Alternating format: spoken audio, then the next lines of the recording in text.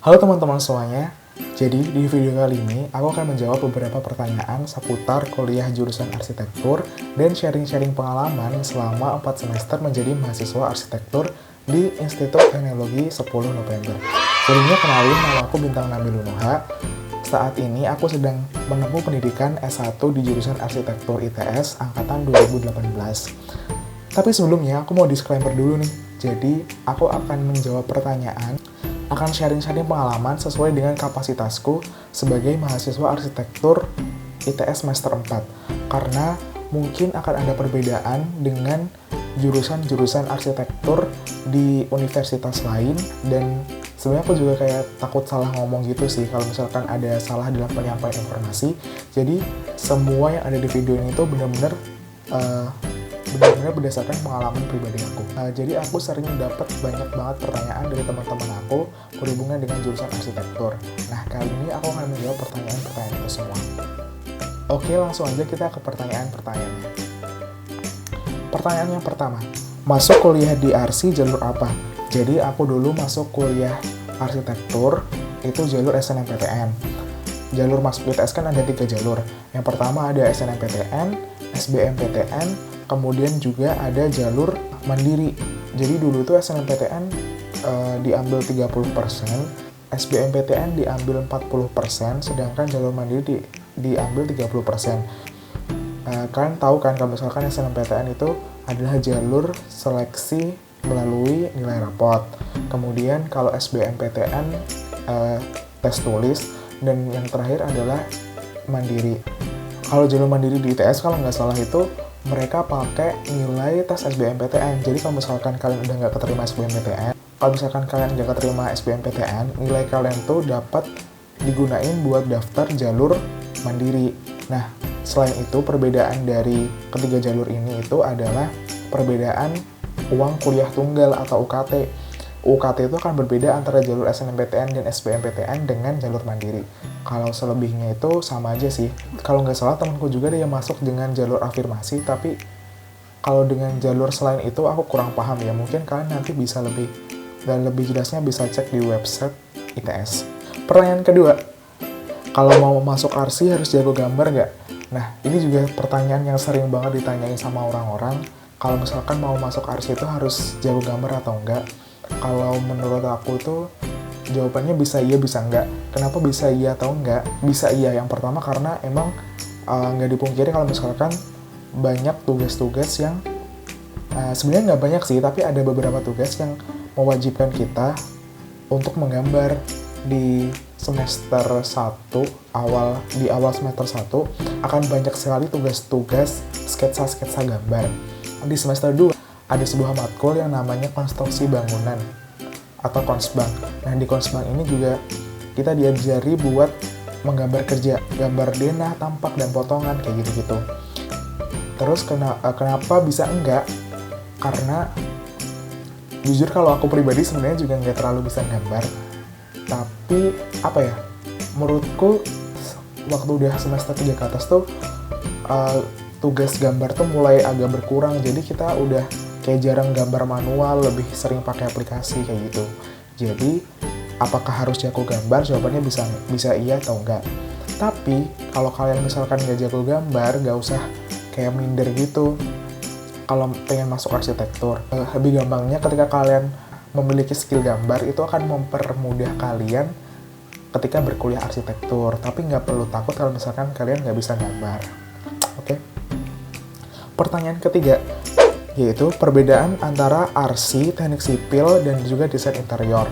Nah, ini juga sering banget ditanyain perbedaan antara ARSI dan teknik sipil, tapi ini juga ditambahin dengan desain interior.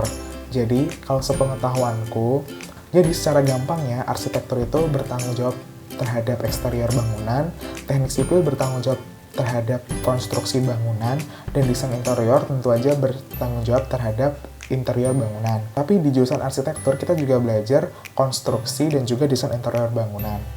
Tapi mungkin kalau misalkan jurusan di teknik sipil dia lebih fokus dalam mempertimbangkan konstruksinya. Kita juga belajar tapi mungkin tidak sedalam dengan di teknik sipil. Terus kalau misalkan di desain interior juga kita tidak belajar sedalam dengan desain interior kalau misalkan masalah interior bangunan. Terus pertanyaan yang keempat, kalau masuk RC harus punya laptop apa enggak?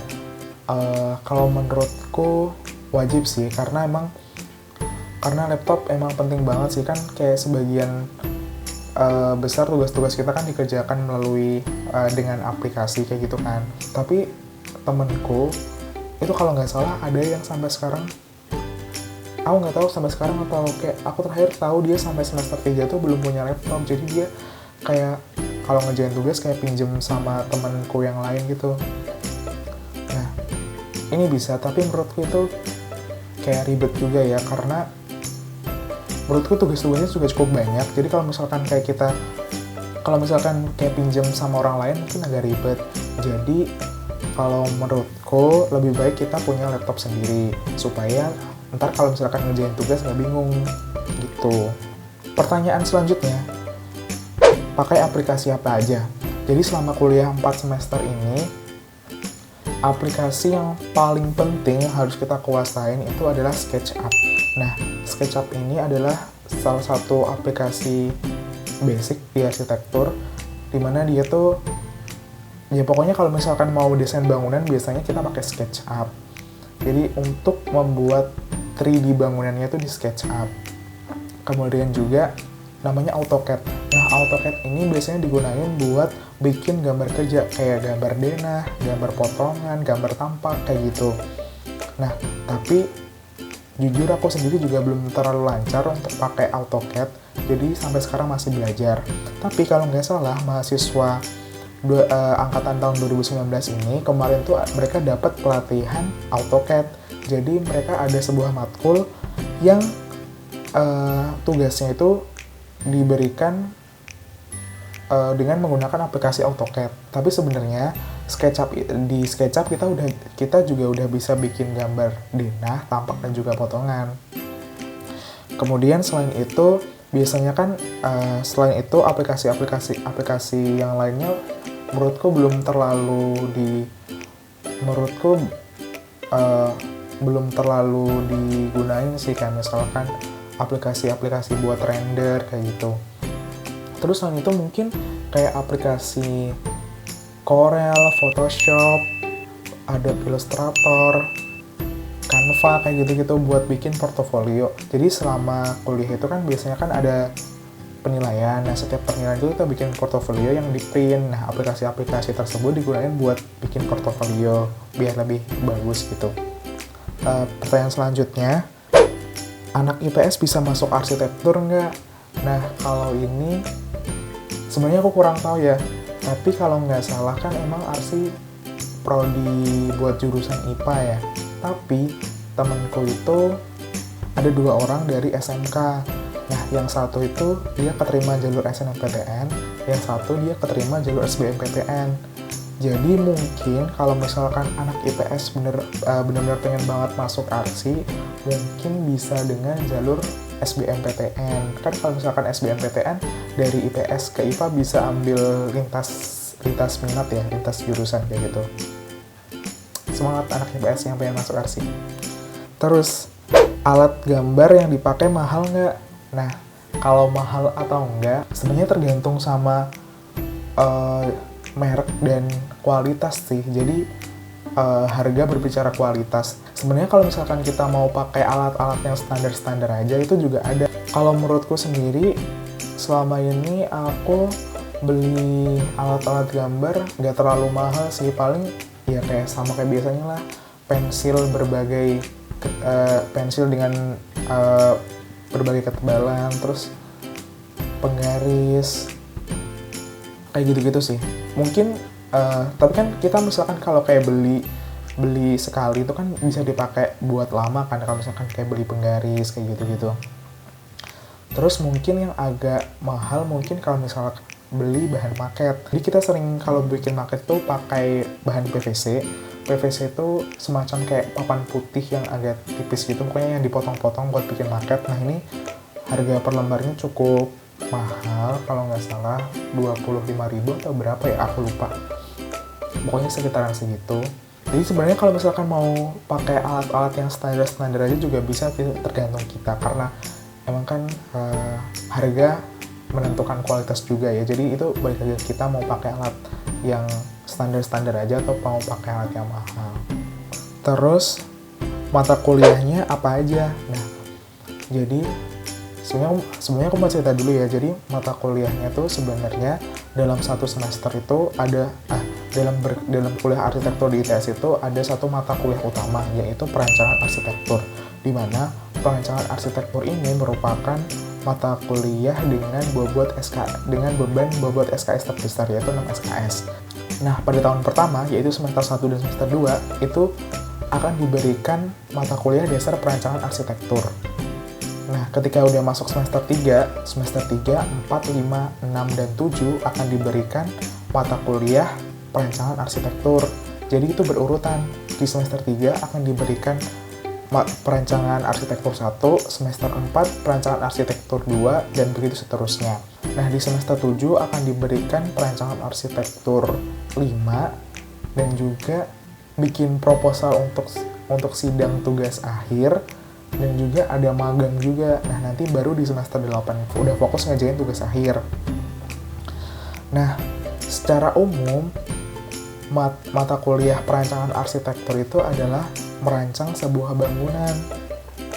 Tapi merancang sebuah bangunan itu merupakan sebuah proses yang panjang dan kompleks. Jadi setiap angkatan tuh punya satu studio. Nah, studio ini khusus digunakan untuk mengerjakan tugas-tugas digunakan untuk mata kuliah perancangan arsitektur. Dan setiap semester tuh mata kuliah perancangan arsitektur ini punya konsentrasi yang beda-beda. Kayak misalkan semester 3 di mata kuliah perancangan arsitektur 1, aku dulu belajar buat bikin bangunan tingkat rendah, dalam hal ini adalah hunian, yaitu rumah. Dan dia tuh kayak setiap ini punya kayak konsep punya isu masing-masing. Kayak misalkan rumah hunian itu adalah hunian tumbuh. Kalau di semester 4 perancangan arsitektur 2-nya itu membuat bangunan bangunan tinggi dan bentang lebar berupa kampus. Konsentrasi isunya smart campus kayak gitu-gitu. Jadi setiap semester tuh punya tema dan konsentrasi yang beda-beda. Dan menurutku ini merupakan mata kuliah yang paling berat sih. Oke, pertanyaan tadi berhubungan sama pertanyaan selanjutnya, yaitu